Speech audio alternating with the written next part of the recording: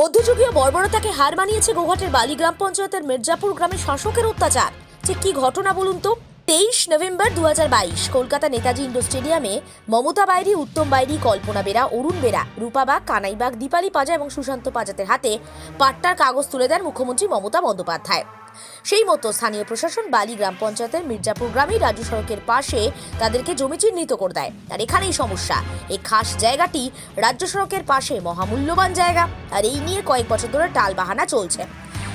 পরবর্তীকালে শাসক দলের নেতৃত্ব ওয়ারিশন সূত্রে মালিকানাধীন বিকাশ সামন্ত জায়গায় এই 8 পাট্টা প্রাপককে জোরপূর্বক স্থানান্তরিত করে।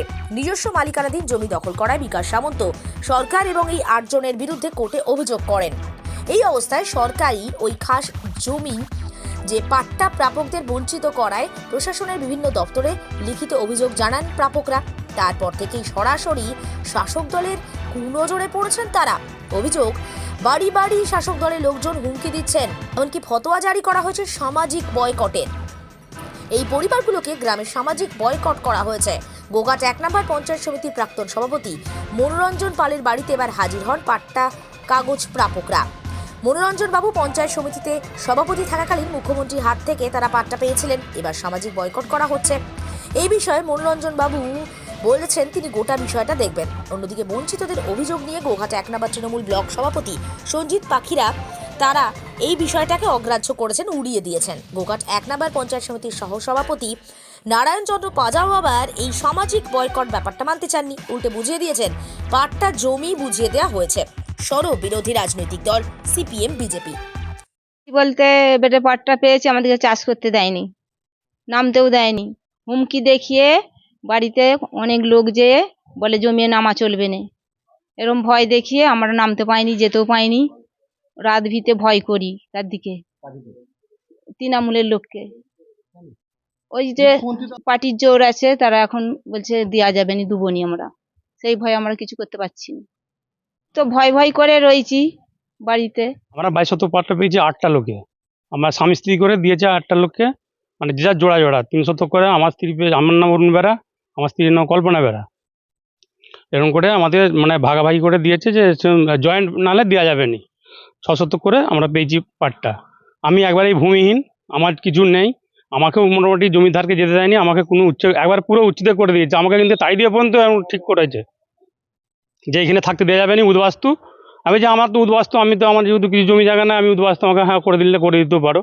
এইভাবে এই 5টা লোকে মানে লিজে, লোকজন লিজে ডেকে সব জমায়েত করে আমার বাড়িতেও গেছে দিচ্ছে। ওরা নিজেরাই মদক করছে, তৃণমূল আর বিজেপি মিলে মদক মিলে মানে আমাদেরকে উচ্ছেদ করে দিচ্ছে। হ্যাঁ, দিদি আমাদেরকে পাট্টা দিয়েছে, নিজে খরচায় নিজের সমস্ত সে বহন করেছে, আমাদেরকে দিয়েছে। আমরা গেছি নেতাজি স্টেডিয়ামে, কলকাতার নেতাজি স্টেডিয়াম থেকে আমাদেরকে পাট্টা বুঝে দিয়েছে, আমরা হাতে করে নিয়ে এসেছি। আমরা বাবা করে খুশিতে এসেছি। তারপরে এসে এখানে মানে আলু চাষ করেছি, আমাদেরকে আলু চাষ করতে আমাদেরকে জমিতে নামতে দেয়নি। এইখানে ছিল মনোরঞ্জন পাল ছিল। আর এখন যে মানে নারায়ণ বাজার পঞ্চায়েত সমিতির মেম্বারশিপ আমাদের এখানে মির্জাপুরে, আমরা তার কাছে যাইনি, কারণ সেই তো মদক লাগাচ্ছে সব।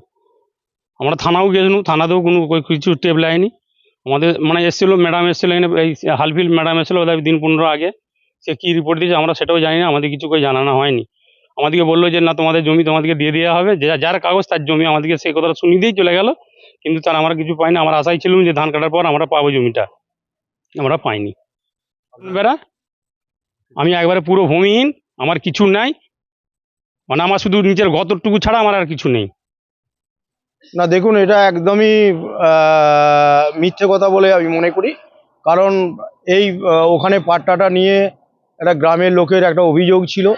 সেই অভিযোগের পরিপ্রেক্ষিতে ওখানেতে তাদের জায়গা চিহ্নিতকরণ করে দেওয়ার জন্য মানে পাট্টা পেয়েছে একটা দাগের উপরই 22 শতক। আর বাকি যে অংশটা ছিল সেই অংশটা গ্রামের লোক প্রথম থেকেই চাষ করতো পুরোটাই, তো তাদের দখলেই আছে। তো সেখানেতে যখন এই পাট্টা যারা পেয়েছে প্রাপ্তিরা দাবি করলো যে যে আমাদের নামে পাট্টা দিয়েছে আমাদের মাননীয় মুখ্যমন্ত্রী। হ্যাঁ, আমরা সেটা মান্যতা দিয়েছি এবং আমাদের এসডিও বিডিও এবং বিএলআরও ওসি সবাই প্রেজেন্ট থেকে সেখানেতে মাপা হয়েছে।